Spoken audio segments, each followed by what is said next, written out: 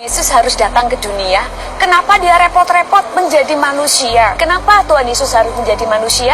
Yang pertama adalah untuk memperlihatkan dirinya kepada kita.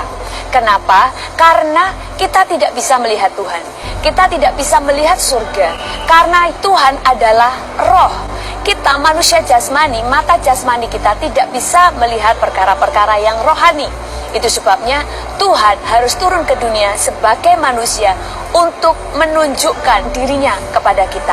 Di dalam Yohanes 14 ayat 8, di situ dikatakan, kata Filipus kepadanya, yaitu kepada Yesus, Tuhan tunjukkanlah Bapa kepada kami. Itu sudah cukup bagi kami. Kata Yesus kepada mereka, telah sekian lama aku bersama-sama dengan kamu. Barang siapa telah melihat aku, ia telah melihat Bapa. Bagaimana engkau berkata, tunjukkanlah Bapa itu kepada kami. Jadi Yesus ingin menunjukkan, kalau engkau mengenal aku, engkau pasti mengenal Bapa. Karena Yesus itu sifatnya, kasihnya, semuanya sama dengan Bapa. Yesus adalah firman yang keluar dari Bapa. Dan dia turun ke dunia untuk menunjukkan Bapa kepada kita. Dan kalau kita mengenal Yesus, kita juga mengenal Allah Bapa. Karena di dalam firman Tuhan juga berkata, aku dan Bapa adalah satu. Bapa di dalam aku ada di dalam Bapa. Yang kedua, Yesus juga datang untuk menggenapi nubuatan-nubuatan di perjanjian lama. Oleh karena nabi-nabi ribuan tahun sebelum Yesus datang sudah menubuatkan bahwa Yesus akan lahir ke dunia untuk menyelamatkan manusia.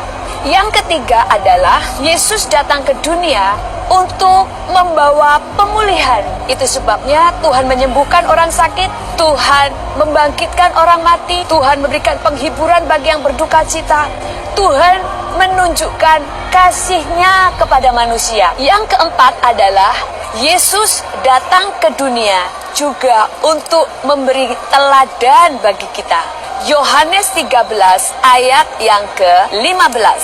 Di situ dikatakan, sebab aku telah memberikan suatu teladan kepada kamu, supaya kamu juga berbuat yang sama seperti yang telah kuperbuat kepadamu. Yesus memberikan teladan bagaimana cara hidup, bagaimana mengasihi, bagaimana mengampuni. Pada waktu musuh-musuhnya menyalibkan Yesus, Yesus mengampuni mereka. Yesus mengajarkan bagaimana mengasihi orang lain. Karena seluruh Alkitab dari perjanjian lama sampai perjanjian baru, semua bicara tentang kasih. Dan seluruh hukum Taurat isinya bicara tentang kasih, mengasihi Tuhan dan mengasihi orang lain.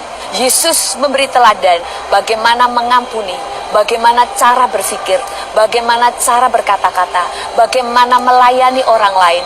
Yesus pernah membasuh kaki murid-muridnya. Dia memberikan teladan bagaimana penundukan diri kepada pemimpin.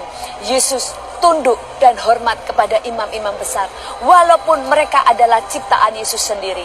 Yesus mengajarkan bagaimana kerendahan hati. Yesus mengajar bagaimana untuk menjadi yang terbesar harus menjadi yang terkecil di antara orang yang lainnya. Kemudian yang kelima, Tuhan turun ke dunia untuk menggenapi hukum Taurat. Yesus harus turun sebagai manusia untuk menyelesaikan hukum Taurat. Pada waktu dia menggenapkan hukum Taurat, maka kebenaran Yesus diberikan kepada kita.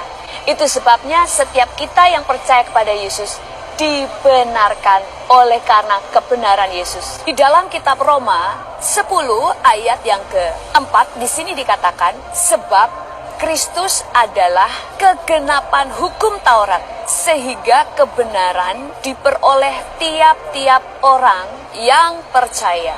Oleh karena Tuhan Yesus menggenapkan hukum Taurat, maka kebenaran Yesus diberikan kepada setiap orang yang percaya. Itu sebabnya firman Tuhan katakan bahwa kita dibenarkan. Di dalam 2 Korintus 5 ayat 21 di situ dikatakan, dia yang tidak mengenal dosa telah dibuatnya menjadi dosa karena kita, supaya di dalam dia, yaitu Yesus, kita dibenarkan oleh Allah. Yesus harus mati di kayu salib, menanggung semua dosa kita, supaya kebenarannya membenarkan kita. Kita adalah orang-orang yang beruntung karena kita beroleh keselamatan dari Tuhan Yesus. Itu sebabnya kita bersyukur bahwa kita adalah orang-orang yang dipilih. Orang lain mencari Tuhannya, tetapi Tuhan yang mencari kita. Bukan kita yang memilih Tuhan, Tuhan yang memilih kita. Dan di dalam firman Tuhan, di dalam Roma 8 ayat yang ke-30, di sini dikatakan, dan mereka yang ditentukannya dari semula, mereka itu juga dipanggilnya. Dan mereka yang dipanggilnya, mereka itu juga dibenarkannya. Dan mereka yang dibenarkannya, mereka itu juga dimuliakannya. Kita dipilih, kita dibenarkan, dan kita dimuliakannya. Tuhan Yesus